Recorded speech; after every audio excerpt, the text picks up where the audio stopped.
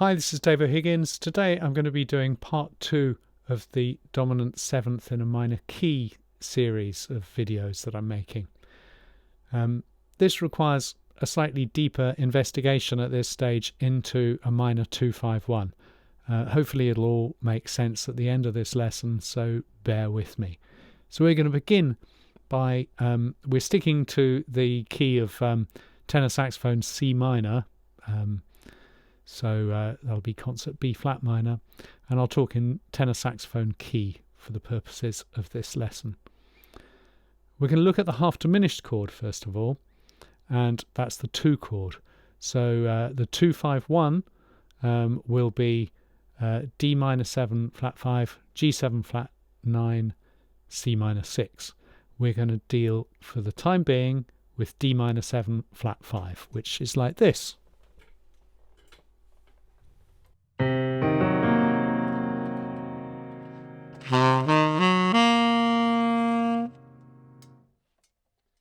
Now, the thing with D minor 7 flat 5 is it's actually the same as the 3-5-7-9 of B flat 7. So if we think of B flat 7, then we play 3-5-7-9 of B flat 7.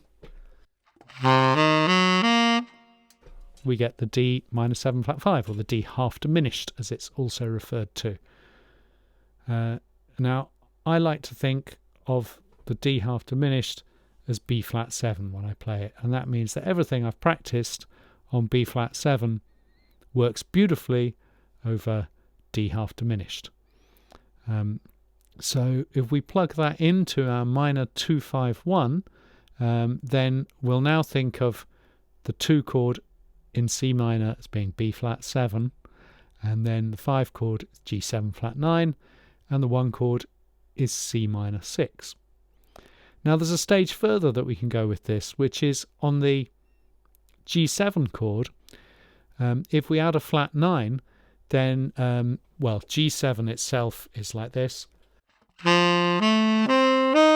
That's 1, 3, 5, 7. If we add a flat 9, we get the A flat on the top, and if we take away the G and just play the 3-5-7-9, we get B diminished 7.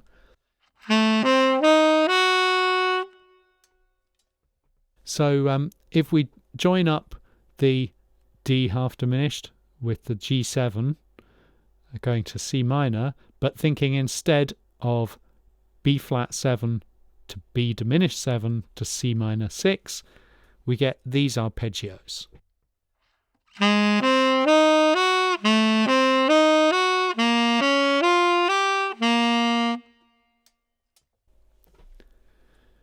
Now, Barry Harris has got a very nice scale exercise that he gets his students to do, which describes this way of thinking really quite beautifully.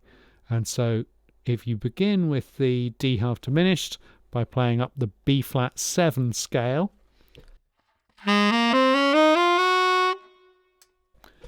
then you come down to the 3rd of G7, which is B. You effectively describe B diminished 7 very beautifully. And then C minor 6 with a chromatic note connecting the 5th and the 6th. And then you get a scale exercise that goes like this.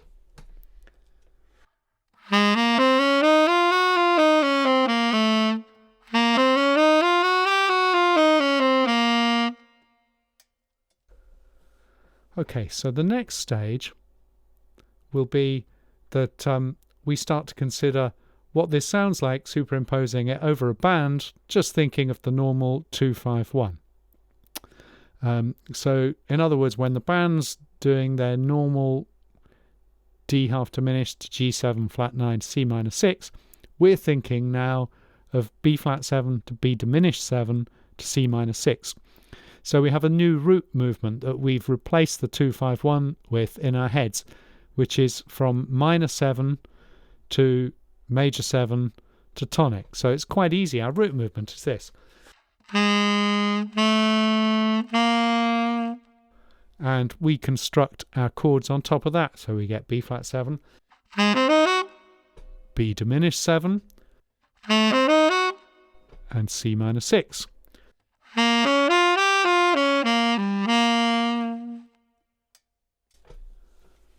Now I've got a couple of nice little lines that are derived entirely from this process, but I'm going to help you out with understanding the derivation process.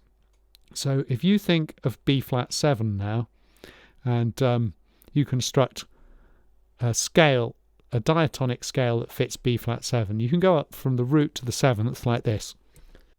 And if you want then to extend it up to the root, you need a chromatic note. And of course you can do that coming down.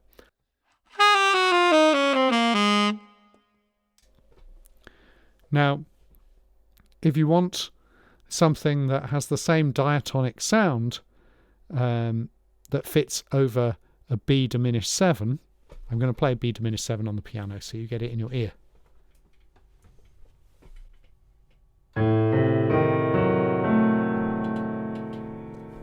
Okay, so I'll just play the arpeggio.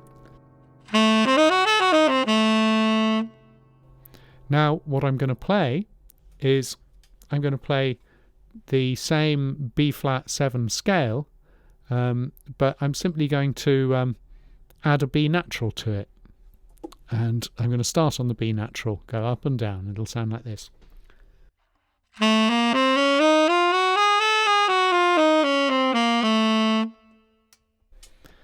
And that actually fits the diminished 7th in this context very, very nicely.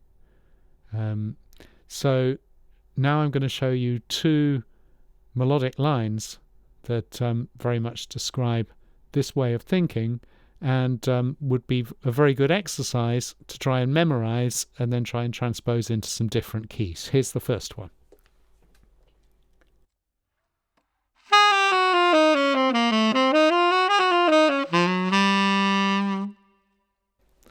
And here's the second one.